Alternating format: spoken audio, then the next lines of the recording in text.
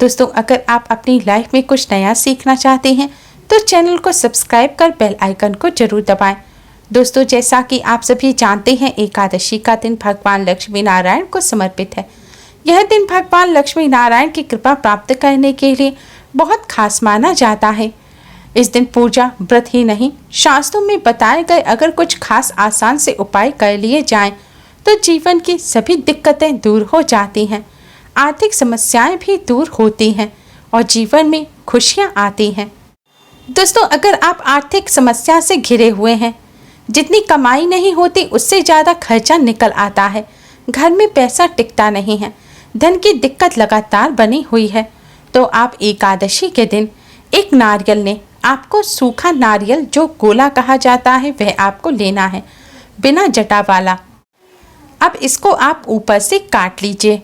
महिलाएं अपने हाथ से नारियल ना काटें, आप अपने घर में किसी पुरुष सदस्य से नारियल कटवा सकती हैं। अब आप बूरा लें और उसमें 1 चम्मच देशी घी मिला लें और फिर इसे नारियल में भर दें। भरने के बाद इस नारियल का जो कटा हिस्सा है उसे ऊपर से ढककर नारियल को बंद कर दें। अब किसी ऐसे स्थान पर जाएं जहां की मिट्टी में आप खोद सकें, यानी कि मिट्टी में गड्ढा कर सकें और आसपास चींटियां भी हों। अब आप मिट्टी में गड्ढा करके इस नारियल को मिट्टी में दबा दीजिए। आपको ऊपर से मिट्टी नहीं डालनी, सिर्फ गड्ढा करके नारियल को मिट्टी में ढक देना है और फिर हाथ जोड़कर भगवान विष्णु माँ लक्ष्मी जी को प्रणाम कर सभी आर्थिक समस्याओं को दूर करने की प्रार्थना करें। दोस्तों, शास्त्रों के अनुसार जैसे जैसे चींटियां उस घी मिले बूरे और नारियल को खाएंगी, आपकी आर्थिक समस्या भी भगवान लक्ष्मी नारायण की कृपा से जल्द ही दूर होने लग जाएंगी। कुछ ही दिनों में सभी तरह की आर्थिक समस्याएं दूर होकर धन लाभ होगा। अब हम आपको एकादशी पर करने वाला एक महा उपाय बताने जा रहे हैं। इस उपाय को करने से भगवान श्री हरि विष्णु माँ लक्ष्मी जी की कृपा प्राप्त होती है। जीवन में चली आ रही बड़ी से बड़ी परेशानी दूर हो जाती है।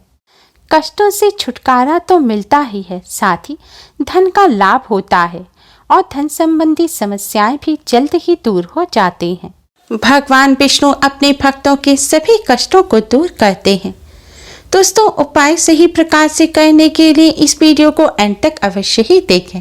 वीडियो में आगे बढ़ने से पहले आप हमारे इस वीडियो को लाइक कर अपने फ्रेंड्स के साथ शेयर जरूर करें और अभी तक अगर आपने हमारे चैनल को सब्सक्राइब नहीं किया है तो यूज़फुल वीडियोस के लिए हमारे चैनल को सब्सक्राइब कर बेल आइकन को भी जरूर दबाएं।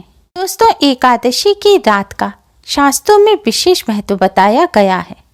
माना जाता है एकादशी पर दिन की अपेक्षा रात्रि में की गई पूजा कई गुना अधिक पुण्य फलदायी होती है। इसलिए यह उपाय भी हो सके तो आप एकादशी की रात्रि को ही करें। रात्रि यानी कि संध्या बंदन के समय से आप रात में किसी भी समय इस उपाय को कर सकते हैं। उपाय करने के लिए सबसे पहले आप स्नान का स्वच्छ वस्त्र धारण करें। अगर आपने सुबह स्नान किया है तो आप सिर्फ संध्या काल के समय मुँह हाथ धोकर स्वच्छ वस्त्र धारण करें। अब आप एक दीपक लें और दीपक में आप रुई की बाती लगाएं। दोस्तों, 2 तरह की बाती होती हैं, एक लेटी हुई बाती और एक खड़ी हुई बाती। जो खड़ी जिसे फूल वाली बाती बोला जाता है, जो पूरी जल जाती है, आपको इस तरह की बाती दीपक में लगानी है। बाती लगाने के बाद आप दीपक में शुद्ध घी भरें। शुद्ध घी ना हो तो आप अपने घर में मंदिर में जिस भी घी का दीपक जलाते हैं या मीठे तेल का जलाते हैं, आप वह इस दीपक में भर दें। अब इस दीपक को आप किसी कटोरी या फिर प्लेट में रखें। ध्यान रखें, आज के दिन पूजा में भी चावल का इस्तेमाल भूलकर भी ना करें। एकादशी के दिन चावल को खाना या फिर किसी भी तरह से चावल का इस्तेमाल करना वर्जित माना गया है। दीपक रखने के बाद अब आप इस दीपक को जलाएं और हो सके तो दीपक के साथ एक सुगंधित धूप बत्ती भी जरूर जलाएं। अब आप भगवान श्री हरि विष्णु जी को हल्दी से तिलक करें और माँ लक्ष्मी जी को कुमकुम से तिलक करें। अब आप भगवान श्री हरि विष्णु माँ लक्ष्मी जी को किसी फल मिष्ठान या शक्कर का भोग लगाएं। भोग लगाने के बाद भोग स्वीकार करने की प्रार्थना करें। प्रार्थना करने के बाद आप 2 साबुत फूल वाले लौंग लें। दोस्तों ध्यान रखें, आपको 2 लौंग लेनी है जो साबुत फूल वाली हो। लौंग टूटी हुई नहीं होनी चाहिए। लौंग लेने के बाद इन लौंग को आप अपने मस्तक से लगाएं। अब इन दोनों लौंग को आप दीपक में डाल दें। दीपक में लौंग डालने के बाद आप भगवान श्री हरि विष्णु माँ लक्ष्मी जी को प्रणाम करें और अपनी सभी परेशानियों को दूर करने की प्रार्थना करें। प्रार्थना करने के बाद आप भगवान श्री हरि विष्णु जी के 12 मंत्र ओम नमो भगवते वासुदेवाय का 108 बार जाप करें। मंत्र है ओम नमो भगवते वासुदेवाय। अगर आपके पास तुलसी की माला है तो तुलसी की माला पर इस मंत्र का जाप करें। इस मंत्र का जाप तुलसी की माला पर करना सबसे ज़्यादा शुभ माना जाता है। मंत्र का जाप करने के बाद अब आप हाथ जोड़कर थोड़ी देर जय माँ लक्ष्मी का जाप करें। अब आप इस दीपक से भगवान श्री हरि विष्णु माँ लक्ष्मी जी की आरती उतारते हुए भगवान श्री हरि विष्णु जी की आरती ओम जय जगदीश हरे का गान करें। भगवान जी की आरती उतारने के बाद दोस्तों आपकी जो भी समस्या है, जो भी परेशानी है, वापस से उन सभी परेशानियों को दूर करने की भगवान श्री हरि विष्णु माँ लक्ष्मी जी से प्रार्थना करें। प्रार्थना करने के बाद आप अपने मस्तक पर भी हल्दी कुमकुम से तिलक करें। और दोस्तों जब तक यह दीपक पूर्ण ना हो जाए तब तक आप भोग भगवान जी के सामने से ना उठाएं। दोस्तों जैसे घी खत्म होने के साथ दीपक की बाती जलती जाएगी, दीपक की बाती के साथ यह लौंग भी जलती जाएंगी और जैसे जैसे यह लौंग जलती जाएंगी आपके जीवन से भी परेशानियां खत्म होती चली जाएंगी। मान्यता है कि दीपक की बाती के साथ जैसे जैसे ये लौंग जलकर राख हो जाती हैं, वैसे ही जीवन में चली आ रही समस्या, परेशानी, संकट भी दूर हो जाते हैं। और बाती और लौंग जब साथ में जलते हैं तो घी और लौंग जलने की जो सुगंध होती है यह माँ लक्ष्मी जी को अपनी तरफ आकर्षित करती है। इस सुगंध से माँ लक्ष्मी जी प्रसन्न होती हैं और धन संबंधी समस्याएं दूर।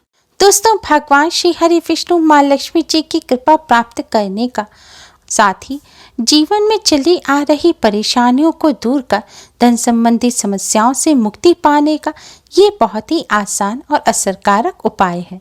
जब दीपक पूर्ण हो जाए तो आपने भगवान जी को जो भोग लगाया है उसे प्रसाद के रूप में अपने परिवार सहित ग्रहण करें। और दीपक और लौंग की बाती और लौंग की जो राख है उसे आप अगले दिन शुद्ध जल में मिलाकर किसी पौधे की जड़ में डाल दें। ध्यान रखें तुलसी जी की जड़ में ना डालें, आप किसी भी अन्य पौधे की जड़ में इस राख को डाल दें। दोस्तों इस उपाय को करने के साथ ही एकादशी के दिन कुछ बातों का विशेष ध्यान रखें। एकादशी के दिन भूल कर भी मीट, अंडा, प्याज, लहसुन या मदिरा इत्यादि का सेवन ना करें। एकादशी के दिन सात्विक भोजन ग्रहण करें। एकादशी के दिन चावल या जौ का सेवन ना करें, क्योंकि एकादशी के दिन चावल और जौ को भी मांसाहार की श्रेणी में रखा जाता है। इसलिए एकादशी के दिन ना तो चावल और जौ का सेवन करना चाहिए, ना ही भगवान जी के पूजन में इस्तेमाल करना चाहिए। एकादशी के दिन चावल और जौ का सेवन महापाप माना जाता है, इसलिए भूल कर भी चावल और जौ का सेवन ना करें। एकादशी के दिन भगवान विष्णु जी को तुलसी पत्र अवश्य अर्पित करने चाहिए, लेकिन यह भी ध्यान रखना चाहिए कि एकादशी के दिन तुलसी के पत्ते नहीं तोड़े जाते। इसलिए एकादशी के दिन भगवान विष्णु जी को तुलसी पत्र अर्पित करने के लिए एक दिन पहले से ही आप तुलसी के पत्ते तोड़कर रख लें। अगर आप किसी कारणवश भूल गए हैं तो आप एकादशी के दिन तुलसी जी के पास जो खुद से टूटकर गिरे हुए पत्ते हैं आप वह ले सकते हैं, या भगवान जी के पूजन में आपने पहले जो उन्हें तुलसी पत्र अर्पित किए थे आप वह लेकर गंगा जल या शुद्ध जल से धोकर साफ करके वापस भगवान जी को अर्पित कर सकते हैं, क्योंकि तुलसी के पत्ते बासी नहीं माने जाते। दोस्तों एकादशी व्रत के खास महत्व और नियम होते हैं, इसलिए एकादशी के व्रत कभी भी शुरू कर कभी भी बंद नहीं किए जा सकते। अगर आप एकादशी के व्रत रखना चाहते हैं तो उत्पन्ना एकादशी से ही इनका प्रारंभ करें। सिर्फ निर्जला एकादशी ऐसी होती है जिसका व्रत रखा जा सकता है। एकादशी के दिन इन बातों का विशेष ध्यान रखें। उम्मीद है आपको हमारी ये वीडियो पसंद आई होगी। प्लीज़ लाइक करें। हमारी इस वीडियो को अपने फ्रेंड्स और रिश्तेदारों में ज़्यादा से ज़्यादा शेयर करें, जिससे वह भी इसका लाभ उठा सकें।